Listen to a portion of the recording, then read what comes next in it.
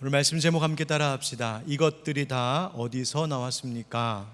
이것들이 다 어디서 나왔습니까? 먼저 9월의 첫날 이 첫 주일 하나님과 약속한 이날 주님 앞에 나와 예배하는 모든 성도님들에게 오늘 또 특별한 은혜가 임하는 이 시간이 되기를 주님의 이름으로 축복합니다. 여러분, 우리는 참 놀라운 시대를 살고 있습니다. 조금만 찾아보면 금세 온갖 지식과 정보를 취할 수 있는 시대이고, 세계 지구 정반대편 세계 곳곳에서 일어나는 일들을 내 책상 앞에 놓여 있는 컴퓨터 화면에서 실시간으로 보듯 현장을 보듯 보고 들을 수 있는 시대를 살고 있습니다. 이처럼 수많은 소식들을 전할 수 있고 받을 수 있는 이 시대 가운데 여러분들은 어떤 소식들을, 어떤 뉴스들을 많이 듣고 살고 계십니까? 좋은 소식, 좋은 뉴스들 참 많으면 좋을 텐데 우리가 사는 세상은 그렇지가 않은 것 같습니다. 온갖 사건 사고들이 들려옵니다. 무서운 일들이 많이 일어납니다. 세상에서 일어나는 일들을 보고 또 들을 때마다 이 세상이 도대체 어떻게 되어가고 있는가, 인간이, 인류가 어쩌다 이렇게 되었을까 하는 적지 않은 공포심마저 들 때가 있습니다. 지난 한 주 크게 이슈가 되었던 범죄 사건이 하나 있었죠. 우리나라 중고등학교, 대학교 등에서 딥페이크를 이용한 심각한 성범죄 사건이 발생한 일이었습니다. 아실 분은 다 아시겠지만 혹 이 가운데 딥페이크가 뭐야 하는 분 계실까봐 간단히 말씀을 드리면, 여러분 요즘 인공지능 AI 굉장히 많이 말하고 기술이 엄청나졌다고 하죠. 이제는 인공지능이 사람이 하는 것보다 훨씬, 사람이 할 수 있는 능력의 한계를 훨씬 더 뛰어넘은, 도무지 따라갈 수 없을 만큼 그 일들을 수행해내는 것이 인공지능입니다.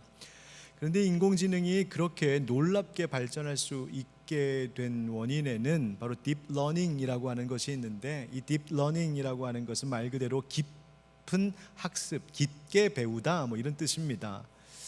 그러니까 이제는 사람이 컴퓨터에게 온갖 정보를 다 입력해 넣어야 기계가 돌아가는 것이 아니라 이제는 컴퓨터가 알아서 스스로 학습을 합니다.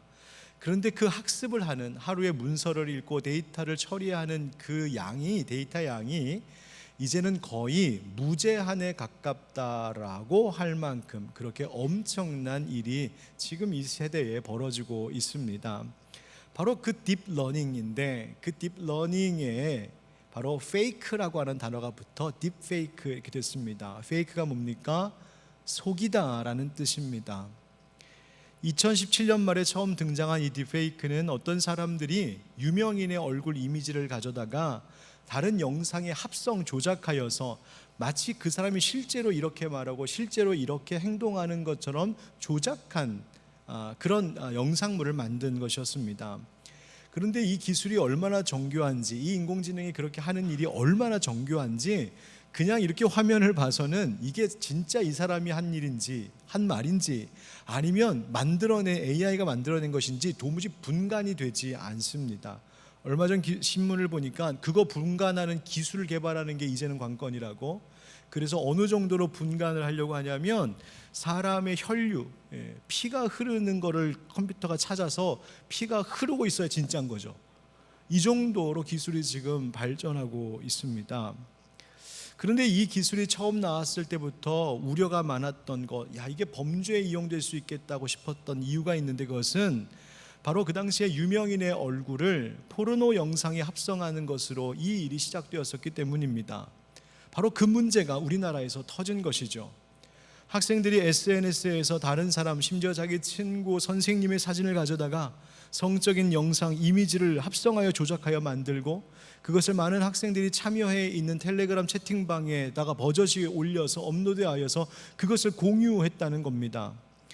또 이런 범죄를 저지른 가해자 가운데에 10대 청소년이 있다라고 하는 것 자체가 엄청난 충격을 가져다 줬습니다. 지금 시대가 이런 시대입니다. 딥페이크 사건만이 아니라 각종 성범죄, 폭력, 살인, 중독 등 무서운 일들이 아무렇지 않은 데 벌어지고 있는 이 세상 가운데 살고 있습니다. 앞으로 이런 문제만 아니라 지금은 우리가 상상도 못할 일들이 앞으로 계속 벌어질 테고 이어져 갈 텐데, 과연 이런 세상에서 우리는, 우리의 다음 세대, 우리의 자녀들이 과연 이런 세상에서 어떻게 살아가게 될까 두려운 마음이 듭니다. 예수님은 분명 하나님의 자녀된 우리들, 그리스도의 제자된 우리들을 이 세상의 빛이다 소금이다 말씀하셨는데, 과연 우리가 지금까지 뭘 하고 있었길래 이 세상과 인류가 이 모양 이 꼴이 되었을까? 도대체 우리가 뭘 어떻게 앞으로 이제는 해야 될까? 답답한 마음마저 들고 부끄럽기도 합니다. 여러분, 왜 이런 일이 일어나는 것일까요? 왜 세상은 점점 더 무서워지고 사람들은 점점 더 악해져만 가는 것일까요? 이런 세상의 흐름 속에서 우리 그리스도인들은 뭘 어떻게 해야 되는 것일까요?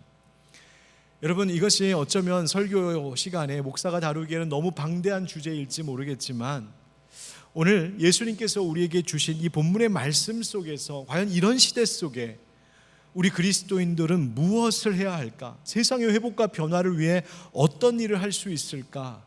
우리 한번 깨닫고 생각해 보는 시간을 가지려고 합니다. 오늘 말씀을 보면 예수님께서 이렇게 말씀하십니다. 20절에 또 이르시되 사람에게서 나오는 그것이 사람을 더럽게 하느니라. 속에서 곧 사람의 마음에서 나오는 것은 악한 생각 곧 음란과 도둑질과 살인과 간음과 탐욕과 악독의 속임과 음탕과 질투와 비방과 교만과 우매함이니 이 모든 악한 것이 다 어디에서? 다 속에서 나와서 사람을 더럽게 하느니라 하셨습니다. 아니, 이 세상이 왜 이렇게 악한가? 그 악한 것의 근원이 바로 다름이 아닌 사람의 마음 때문이랍니다. 우리의 속마음 때문이랍니다. 음란한 짓하고 도둑질하고 사기치고 살인을 저지르고 그런 행위 자체도 범죄이지만 그보다 먼저 이 모든 것이 사람의 마음에서 나오는 것이라고, 그래서 사람의 내면이 병들고 하나님의 형상으로 지음받았던 우리의 마음이 파괴되었기 때문에 일어난 일이라고 예수님 말씀하신 겁니다. 예수님께서 이 말씀을 하신 배경이 있습니다. 그것은 예수님의 제자들 중에 몇 사람이 손을 씻지 않고 밥을 먹었던 일로 이 이야기는 시작이 됩니다. 아니, 제자들이 손 안 씻고 밥 먹는 게 뭐가 그렇게 큰 문제인가? 이것을 지켜보고 있었던 바리새인들과 서기관들이 이것을 문제 삼았습니다. 저들이 부정한 손으로 밥 먹는다고. 바로 손을 씻지 않는 그 일이, 바로 손을 씻지 않고 음식을 먹은 것이 그들이 너무나 중요하게 여겼던 장로들의 전통에서 어긋나는 일이었기 때문이었습니다. 장로들의 전통이라는 것이 뭐냐 하면, 이 전통이라고 해석된 단어는 유전 혹은 전승 이렇게 말할 수 있는 겁니다. 구전으로 내려오기도 하는 것을 이야기하기도 합니다.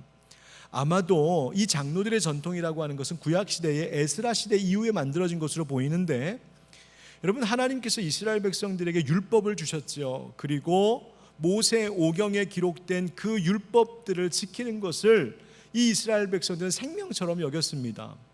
그러다 보니까 이 구체적으로 이 율법을 잘 지키려면 생활 속에서 어떻게 적용해야 될까 고민하던 율법에 능통한 서기관들은 그 율법에서 뻗어나온 여러 세칙들을 자세하게 만들기 시작했습니다. 그런데 문제는 그 하나님이 주신 율법에서 뻗어나온 세칙들이 전통의, 바로 그 전통이라고 하는 것이, 그 중요성이 점점점 커져가기 시작했습니다. 어느 정도였냐면, 이제는 하나님께서 직접 주신 율법과 사람들이 만들어낸 이 전통이 거의 같은 동일한 구속력을 가질 정도로 이것이 중요하게 여겨지기 시작했습니다. 이 장로들의 전통 중에 하나, 사람의 규례 중에 하나가 무엇이었냐면 바로 이 음식 먹기 전에 손 씻는 문제였습니다. 그렇게 하지 않으면 부정하다고 여겼습니다. 위생적인 문제 때문에 그런 것이 아니라 의식, 종교, 정결 의식의 측면에서 손 씻지 않고 밥 먹으면 저 사람 부정한 사람, 이렇게 취급했다는 겁니다. 문제는 이 사람들이 바로 결례를 행하지 않은 그 사람 그 자체를 부정한 사람으로 여겼다는 것이죠. 그러니 사람들이 다녀와서 음식을 먹기 전에 손 안 씻으면 저 사람이 나를 어떻게 볼까? 나를 종교적으로 부정한 사람으로 취급하면 어떡하지? 그 공포와 그 억압 때문에 사람들은 밖에 나갔다 오면 손 씻고, 시장 다녀와도 손 씻고, 온갖 그릇들 다 씻고, 청결 때문에, 위생 때문에 그런 것이 아니라 사람들이 나를 부정한 대로 여기는 것이 싫었기 때문에, 사람들의 시선 때문에 그들은 열심히 손 씻는 일을 했습니다. 여러분, 바리새인들이 제자들을 문제 삼았던 점이 바로 이것입니다. 왜 전통대로 하지 않느냐? 이에 대해 예수님께서 이렇게 말씀하시는데요, 8절과 9절에 보니까 너희가 하나님의 계명은 버리고 사람의 전통을 지키느니라.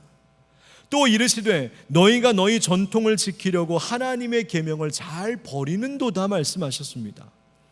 여러분, 전통이라고 하는 것, 규례와 관습이라고 하는 것이 전혀 쓸모없거나 무가치한 것은 아니죠. 당시 율법학자들이 이 장로의 전통, 규례를 만든 것은 어떻게 하면 우리가 하나님의 율법, 하나님의 뜻을 더 온전히 잘 준수할까? 그것을 고민한 것의 결과물들이었습니다.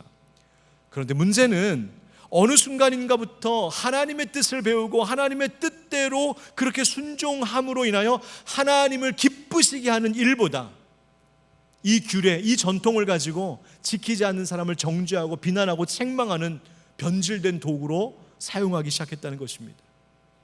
전통을 열심히 지키는 사람들은 자기 자신을 막 자랑스러워하고 뽐내고 스스로 높이고, 반면에 그렇게 하지 않는 사람들에 대하여서는 손가락질하고 비난하고 책망하고 정죄하고, 사람들의 마음이 병들기 시작했습니다.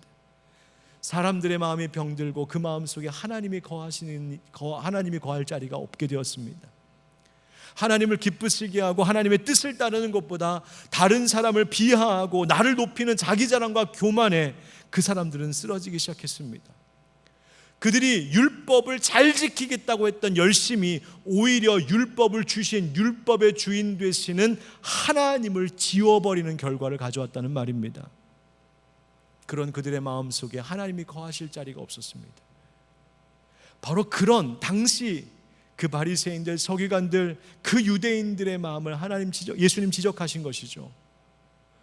겉으로 드러나는 행위를 판단하는 것, 그것 가지고 그 사람을 비난하는 것, 그거 아니다.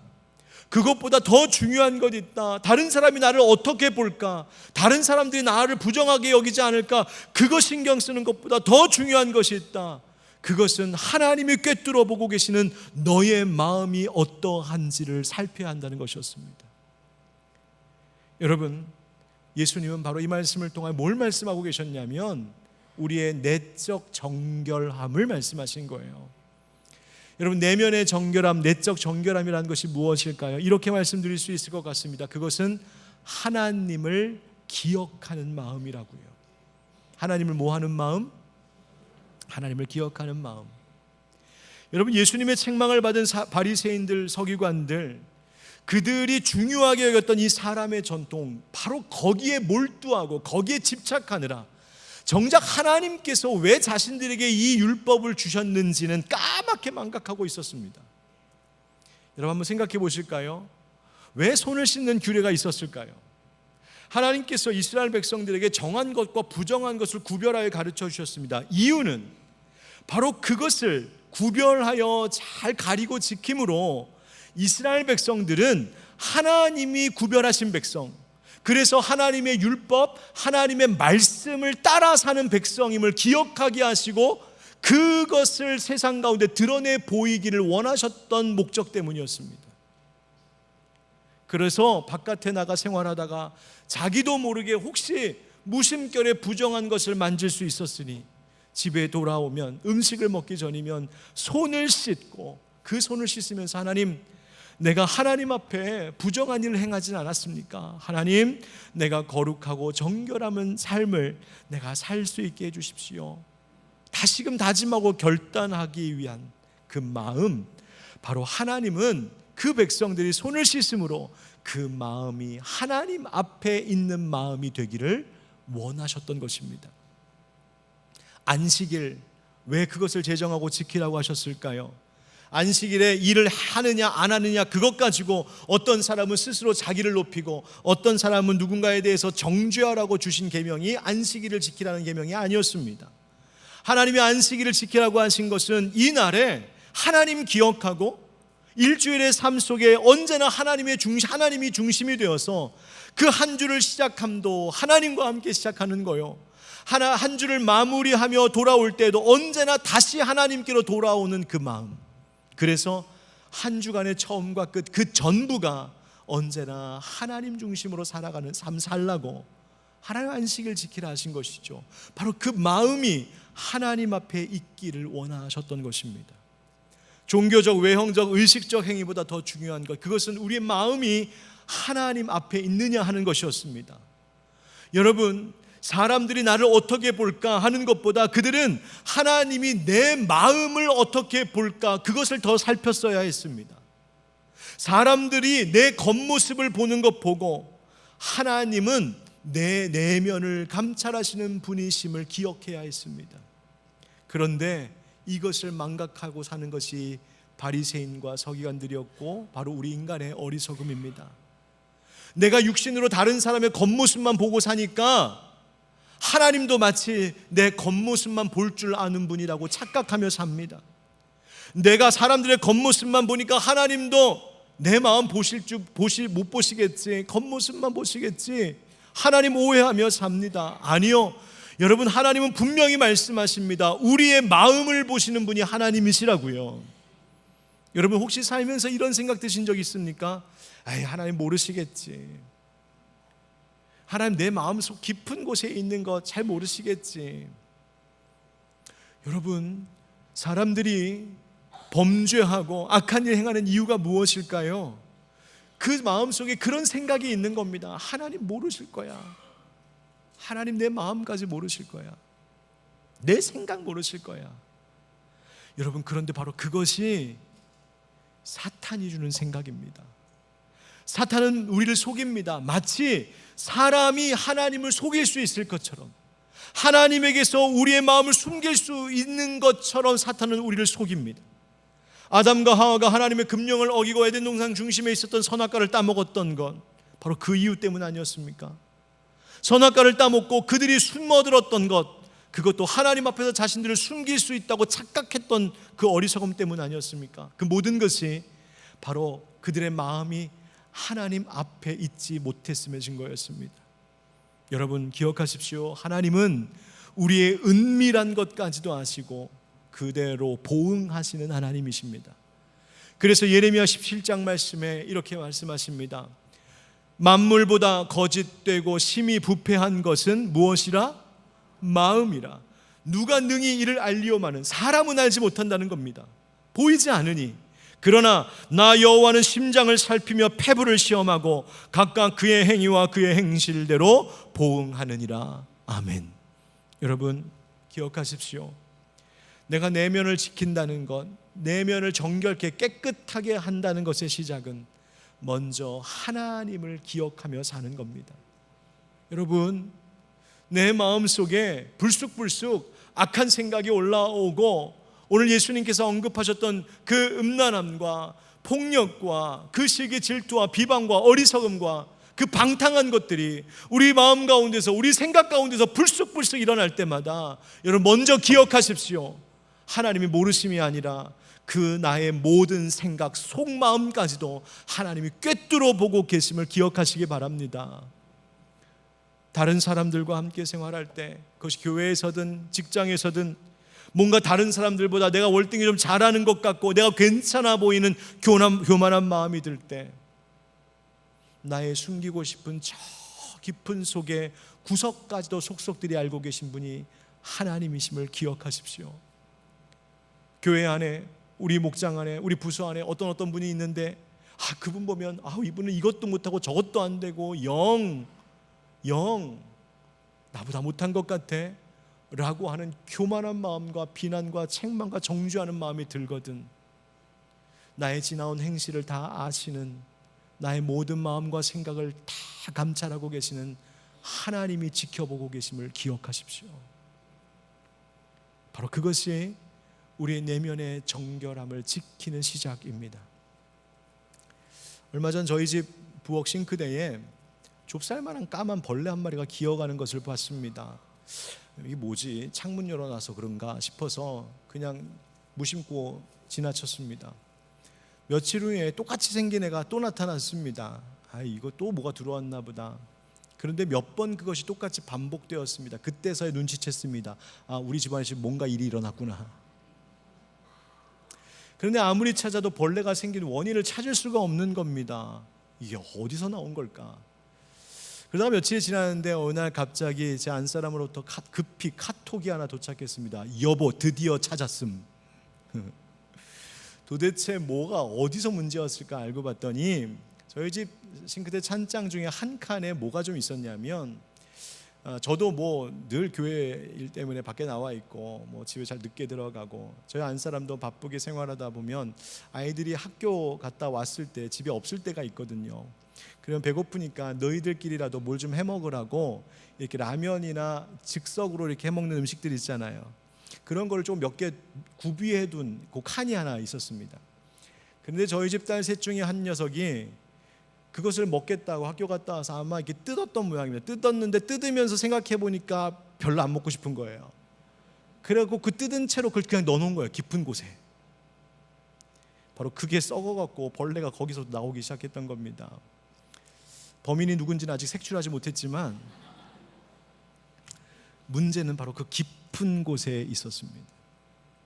여러분, 우리의 삶 가운데 때로는 스물스물 기어 나오는 별것 아닌 것 같은 것들, 내 말로, 내 행동으로, 내가 하는 어떤 일로, 또는 생각으로 불쑥불쑥 조금씩 나오는 거, 에이 뭐 별거 아니야, 사람이 살면서 다 그럴 수 있지. 그런데 여러분 기억하십시오. 바로 그 모든 것이 어쩌면 지금 썩어져 가고 있었던 우리의 마음 깊은 곳에서 시작된 것일 수 있다는 사실입니다. 여러분, 아무리 밖으로 나온 벌레 때려잡아도 그 깊은 속에 있는 원인을 치우지 않으면 해결될 수 없는 것처럼, 우리는 우리의 깊은 내면의 문제에 관심을 갖고 내 속에 무엇이 있는가, 그것을 고치고 치료받고 그것을 더욱더 주의 깊게 돌보지 않으면 안 된다는 말입니다. 여러분, 근데 세상은 어떤지 아십니까? 우리로 하여금 우리의 내면의 문제를 들여다보며 그것에 더 관심을 갖게 하기보다는 자꾸만 겉으로 보이는 것에만 집착하고 치중하게 만듭니다. 누군가 겉으로 보기에 멋있게 사는 것 같고 문제가 하나 없는 것 같고 대단해 보이고 화려해 보이면, 훌륭해 보이면, 야, 저 인생 진짜 멋진 인생이네, 나도 저렇게 한번 살아봤으면 부질없는 부러움에 휩싸입니다. 작은 스마트폰 화면 속에 비친 사람들의 화려하고 멋진 그 영상 속에 있는 사람들 보면서 이 사람들 너무 좋겠다, 나도 이렇게 살았으면. 컴퓨터와 TV 화면 속에 있는 사람들 보면서 야, 저 사람들 정말 부럽다. 여러분, 바로 그것이 사탄이 우리를 속이는 방법입니다. 그 사람들의 속이야 어떻든 나의 속이야 어떻든 그저 겉으로 보이는 것, 눈에 보이는 것만 중요한 듯 살아가게 만드는 것, 바로 그게 진짜 사탄의 페이크입니다. 여러분, 정말 우리의 삶을 올바로 이끌어가는 힘은 어디에 있는 것일까요? 외적인 것에 있을까요? 아닙니다. 우리의 삶을 올바른 길로 이끌어가는 것은 우리 내면에 있는 힘입니다. 진정한 만족은 어디서 오는 것일까요? 외형적으로 좋은 것 다 갖추어서 보기에 참 좋다, 그럴싸해 보인다, 그러면 정말 만족스러운 인생일까요? 아니요. 그 모든 것 다 갖추고 살아도 마음이 병들어 있고 내면이 불안하고 속사람이 썩어져 황폐해져 가고 있다면 사람이 가지고 있는 외적인 모든 조건들 다 소용없는 것 돼버리고 맙니다. 세상을 변화시킬 수 있는 그 힘은 어디에서 오는 걸까요? 여러분, 한번 떠올려 보시죠. 세상에 영향력이 있었던 사람들, 유명했던 사람들, 높은 지위에 있었던 사람들, 힘 있던 사람들, 야, 저 사람이라면 이 사회를 좀 바꿀 수 있을 것 같아, 이 사람이라면 이 나라를 조금 바꿀 수 있을 것 같고 좋은 영향력을 미칠 수 있을 것 같아 하고 기대했던 사람들. 그런데 정말 그 속이 그런 것이 아니라 겉모습만 그랬던 사람들 어떻게 됐습니까? 얼마 가지 않아 다 무너지는 것 우리 너무나 많이 보지 않았습니까? 여러분, 진정으로 세상을 변화시키는 힘, 우리를 만족하게 하는 힘, 우리의 인생을 올바른 길로 이끌어갈 수 있는 힘은 결코 외적인 것에 있는 것이 아니라 바로 우리의 내면에 있는 것으로 가능해지는 것입니다. 예수님의 말씀처럼 사람의 속에서 나오는 것은 세상을 더럽게도 하고 반대로 세상을 정결하게도 하는 힘, 바로 그것이 우리의 속에 있는 것입니다. 예수님 언급하신 죄목들 한번 생각해 보세요. 음란, 도둑질, 살인, 간음, 탐욕, 악독. 악독은 악한 의지를 얘기합니다.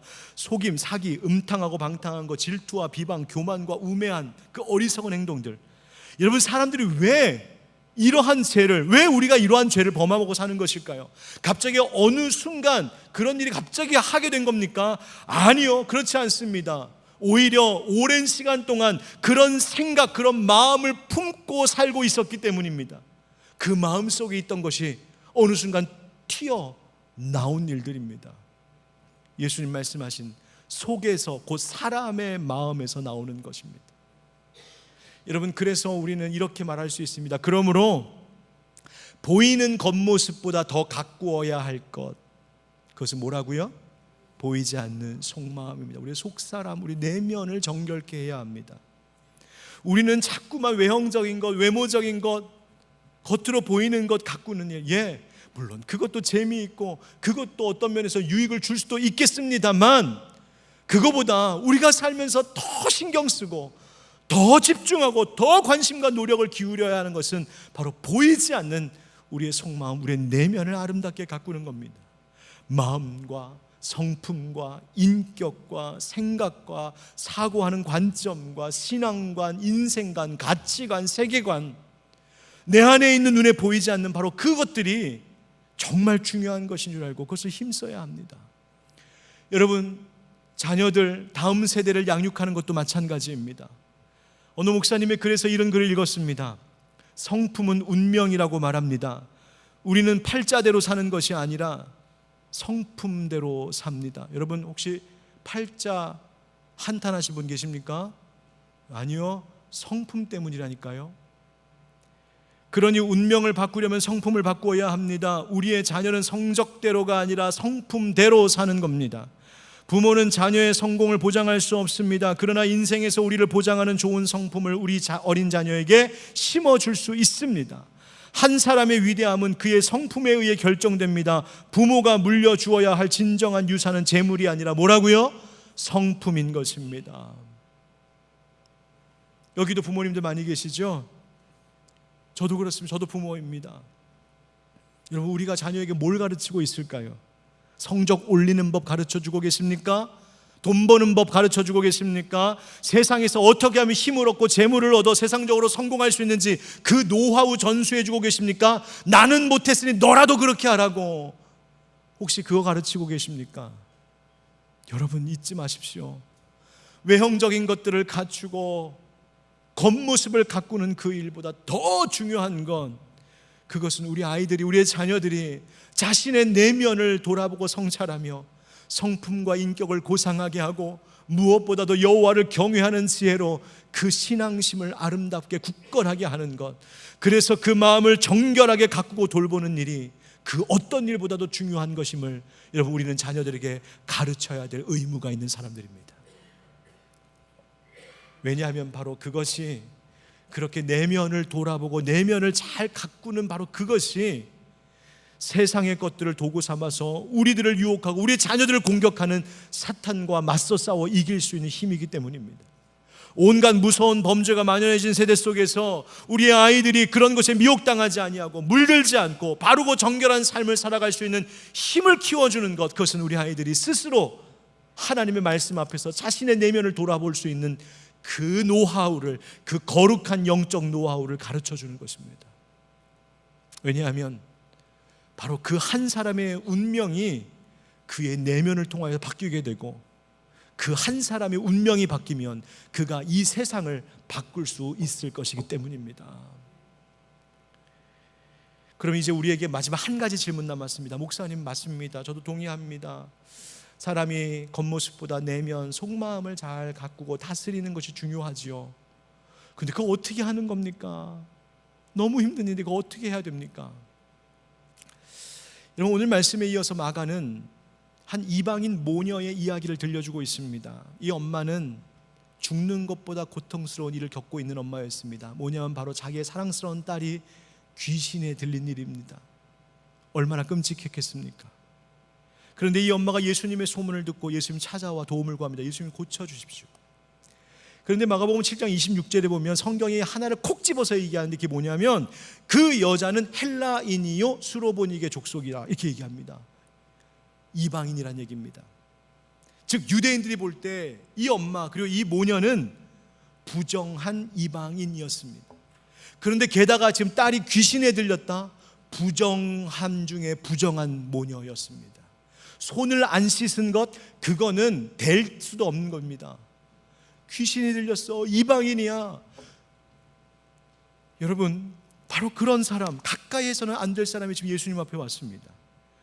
그런데 예수님은 놀랍도록 당시의 장로들의 전통, 사람들의 전통을 깨뜨려 버리고 사람들의 고정관념, 사람들의 그 관점을 완전히 깨뜨려 버리고 이 귀신 들린 아이를 고쳐주죠. 처음에는 안 그랬습니다. 예수님 처음에 안 된다고 하셨어요. 예수님 뭐라고 하셨냐면 자녀의 떡을 취하여 개들에게 던짐이 마땅치 아니하다 이랬습니다. 여러분 무슨 말입니까? 지금 이 여인에게 뭐라고 말씀하시는 거냐면 너의 딸을 내가 고쳐주는 것은 마치 개한테 먹을 걸 던져주는 것과 똑같아. 이렇게 얘기하시는 겁니다. 아니 예수님, 아니 난 예수님이 인격이 고상한 분인 줄 알았는데, 예수님 사랑 많은 분이신 줄 알았는데 예수님 세상 못 되셨네요. 어떻게 이 가련한 여인에게 이렇게 치욕스러운, 모욕스러운 말을 하십니까? 이유가 있습니다. 바로 예수님의 그 표현이 유대인들이 지금 이 이방인 모녀, 귀신 들린 딸을 둔 엄마를 바라보는 눈이었습니다. 부정한 사람, 가까이에서는 안 되는 사람, 줄 것 아무것도 없는 사람. 그런데 여러분, 이 여인이 예수님의 그 치욕스러운 모욕적인 말을 듣고 어떻게 했습니까? 삐져갖고 팽 돌아갔습니까? 아닙니다. 이렇게 말했습니다. 주님, 옳습니다. 주님 말씀이 맞습니다. 그러나 상 아래에 있는 개들도 주인의 아이들이 먹던 부스러기, 애들이 먹다가 흘린 그 부스러기라도 개들은 떨어진 거 먹지 않습니까? 무슨 말이에요? 주님, 내게 부스러기 은혜라도 주십시오. 부스러기 은혜라도 주십시오. 여러분, 이 엄마의 마음이 느껴지시나요? 그 절박한 마음, 그 간절한 심정. 딸을 고칠 수 있는 분은 예수님밖에 없습니다. 그동안 살면서, 이 딸과 함께 살면서 찢어진 그 마음, 가난해진 마음, 다 버린 그 마음, 나는 예수님에게 개라는 말을 들어도 좋으니 제게 부스러기 은혜라도 요만큼이라도 주십시오. 그 절박하고 가난한 심정, 그리고 예수님밖에는 내 딸을 고칠 치료자가 없고 예수님밖에는 우리의 가정을 회복시키실 구원자가 없음을 고백하고 있는 그 낮고 낮은 그 마음. 예수님이 그 여인의 반응을 보시고 이렇게 말씀하셨습니다. 29절에 예수께서 이르시되 이 말을 하였으니 돌아가라, 귀신이 네 딸에게서 나갔느니라 하시매 여자가 집에 돌아가 본즉 아이가 침상에 누웠고 귀신이 나갔더라. 할렐루야. 여러분, 예수님 뭐라고 하셨냐면 이 말을 하였으니, 여인이 이 말을 한 것, 예수님 부스러기 은혜라도 괜찮습니다, 그거라도 주십시오라고 하는 그 말 때문에 예수님이 이 여인의 믿음을 보시고 딸을 고쳐주셨어요. 여러분, 그 말이 어디에서 나온 것일까요? 그 여인의 마음에서 나온 말이었어요. 어떤 마음? 가난한 마음, 찢어진 마음, 절박한 마음, 상처받은 마음. 그러나 거기에는 그것만 있었던 것이 아니라 더 결정적으로 예수님만이 내 딸의 치료자, 예수님만이 우리의 가정의 구원자이심을 나는 믿습니다라고 하는 그 믿음의 마음이 그 가운데 있었기 때문이었어요. 여러분, 우리의 내면을 돌아본다는 게 뭘까요? 우리의 내면을 정결하게 한다는 거 어떻게 하라는 겁니까? 교양 독서 많이 읽고 인문학 공부하고 자기 수양 열심히 하고 명상 좀 하고 수도하면 되는 겁니까? 아닙니다. 여러분, 우리는 그런 존재가 아닙니다. 우리는 내 마음, 내 감정조차도 제대로 내가 다스리지 못하는 무능한 죄인일 뿐입니다. 다만 한 가지, 그런 우리에게 희망이 있는 것은 무엇이냐면 바로 이 여인이 찢긴 마음, 가난한 마음, 절박한 심정으로 예수님밖에 없지 않습니까? 부스러기 은혜라도 주십시오라고 하는 그 마음을 가진 것처럼 예수님, 나에게도 예수님만이 치료자입니다, 예수님만이 나의 구원자입니다, 예수님만이 주인입니다라고 하는 그 마음을 가질 때에 그 낮고 낮아진 그 마음 속에 주님이 찾아오셔서 바로 주님이 흘리신 보혈로 우리의 마음을 씻으시고 우리를 고치시고 우리에게 정결한 마음을 주시는 것인 줄 믿습니다. 바로 그래서 이렇게 말할 수 있겠죠. 내 마음의 주인 되었던, 내 마음의 주인 노릇하던 나를 버리고 마음의 치료자 예수님만을 나의 주인 삼는 것, 바로 그것이 우리의 마음을 정결하게 하는 것임을 기억하시기 바랍니다. 몇 달 전 우리 교회 추천 도서 중에 하나였던 김기성 목사님이 쓰신 고백의 언어들이라고 하는 책이 있었는데요, 거기에 나오는 한 이야기입니다. 자기 부인, 나를 부인한다는 것이 도대체 뭐냐라고 하는 것을 이 저자가 설명하는 가운데 이런 이야기를 해줍니다. 여러분, 남한강과 북한강이 있잖아요. 그런데 남한강은 저 태백산 검룡소라고 하는 곳이 발원지어서 거기서부터 시작되어 흘러내려오는 것이 남한강이고요. 북한강은 저 금강군에서 시작된 금강천, 소양천, 홍천 이런 것이 합쳐져서 합류가 되어서 만들어진 것이 북한강입니다. 그런데 이 북한강과 남한강이 두 갈래로 따로 이렇게 흐르다가 이 두 강줄기가 딱 만나는 곳이 있으니 여러분들이 데이트할 때 한 번쯤은 가보셨을 양수리 두물머리입니다. 그 두물머리가 그 두 줄기가 만나는 곳이에요. 그래서 그것이 합쳐져서 한강이 된 겁니다. 이 모습을 두고 어떤 목사님이 이렇게 노래하셨다는 거예요. 남한강과 북한강이 각자의 경로를 따라 흐르다가 두물머리에 이르러 남한강은 남을 버리고 북한강은 북을 버리고 그래서 한강이 되었습니다. 말 되죠? 남한강이 난 남한강이야, 북한강이 난 북한강이야 고집 피웠다면 그 둘은 절대로 하나의 큰 한강이 이룰 수 없었다는 겁니다. 그런데 남한강이 그 중요한 남자 떼버리고 북한강이 그 중요한 북자 버리니까 그것이 합쳐져 큰 한강이 되더라. 여러분, 자기 부인이 그런 것이랍니다. 나를 버리는 것, 내 앞에 있는 것을 버리는 것. 그래서 자기를 버린 그 자리에 더 크신 하나님이 채워짐으로 내가 더 큰 몸을 얻는 것이 자기 부인이랍니다. 설교 원고를 쓰던 말미에 이 이야기가 문득 떠올랐습니다. 오늘 전하는 말씀과도 연관이 있겠구나. 우리의 내면, 우리의 속마음을 정결하게 한다는 것이 정말 중요한데 그것이 뭘까? 어떻게 하는 건가?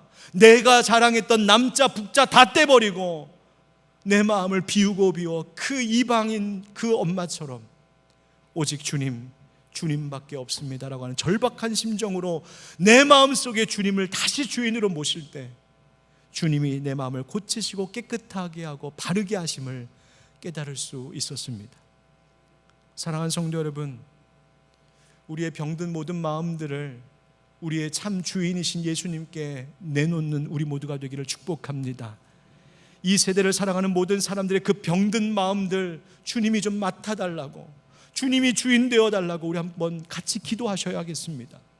세상이 이처럼 타락하고 무서운 범죄와 악한 일들이 끊이질 않고 다음 세대의 어린 자녀들까지도 어두움이 삼키고 있는 이 현실, 그것이 다른 이유가 아니라 바로 죄 많은 우리 나를 떼어버리지 못하고 그저 눈에 보이는 것, 세상의 것, 물질적인 것에만 집착하여 내가 나의 주인 노릇하며 살았던 내 마음의 탓이라고 하는 사실을 우리가 기억하고 회개해야 된다는 말입니다.